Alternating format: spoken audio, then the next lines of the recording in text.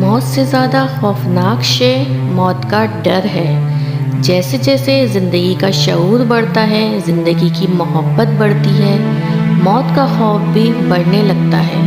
جس کو زندگی سے محبت نہ ہو اسے موت کا خوف کیا ہو سکتا ہے؟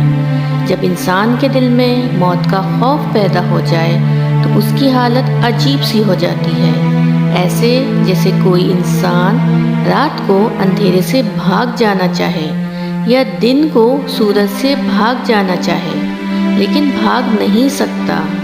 کہتے ہیں کہ ایک آدمی کو موت کا خوف اور خطرہ لاحق ہو گیا۔ وہ بھاگنے لگا، تیز، بہت تیز۔ اسے آواز آئی، موت تیرے پیچھے نہیں، تیرے آگے ہے۔ وہ آدمی فوراً مڑا اور الٹی سمت بھاگنے لگا۔ آواز آئی، موت تیرے آگے ہے، پیچھے نہیں۔ وہ آدمی بولا، عجیب بات ہے، پیچھے کو دوڑتا ہوں تو پھر بھی موت آگے ہے، آگے کو دوڑتا ہوں تو پھر بھی موت آگے ہے۔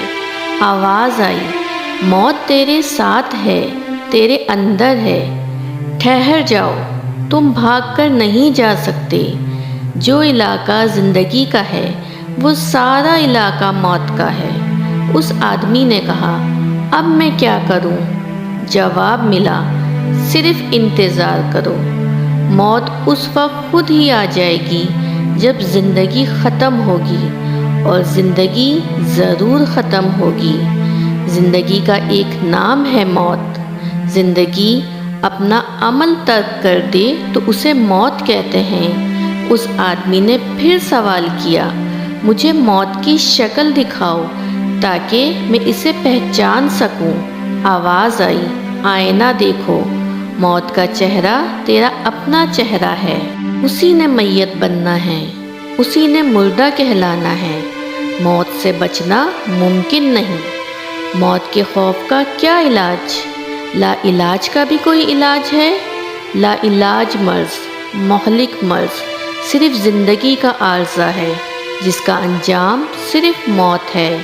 زندگی ایک طویل مرض ہے جس کا خاتمہ موت کہلاتا ہے۔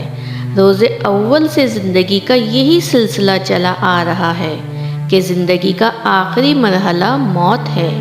اس سے ڈرنے کی ضرورت نہیں، یہ زندگی کا آخری حصہ ہے۔ ہم کشا کشا اس کی طرف سفر کر رہے ہیں، ہم خود ہی اس کے پاس پہنچتے ہیں۔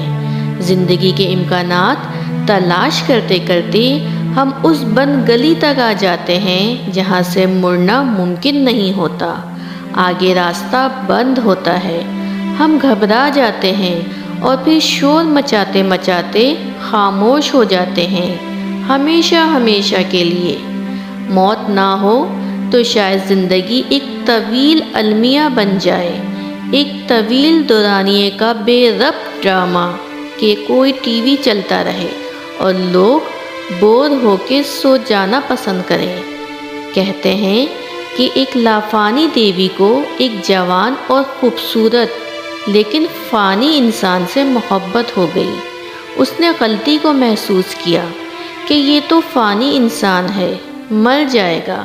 وہ دیوتاؤں کے عظیم سردار کے پاس گئی کہ اے عظیم دیوتا، میرے محبوب کو لافانی بنا دو۔ دیوتا نے کہا، یہ نہیں ہو سکتا، انسان کو موت کا حقدار بنایا جا چکا ہے۔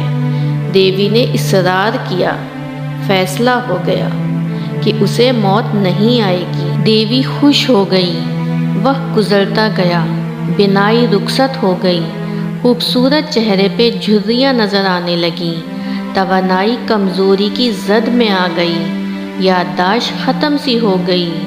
وہ انسان چلایا، اے دیوی، خدا کے لیے مجھے نجات دلائیں، اس عذاب کو برداشت نہیں کر سکتا۔ دیوی نے اپنی دوسری غلطی کو بھی محسوس کیا۔ پھر دیوتاؤں کے عظیم سردار کے پاس حاضر ہوئی کہ اے دیوتاؤں کے بادشاہ، میرے محبوب کو موت عطا کرو، انسان کو انسان کا انجام دے دو۔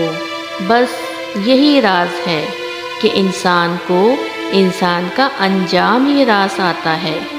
بات سمجھنے کی ہے، گھبرانے کی نہیں۔ مقام غور کا ہے، خوف کا نہیں۔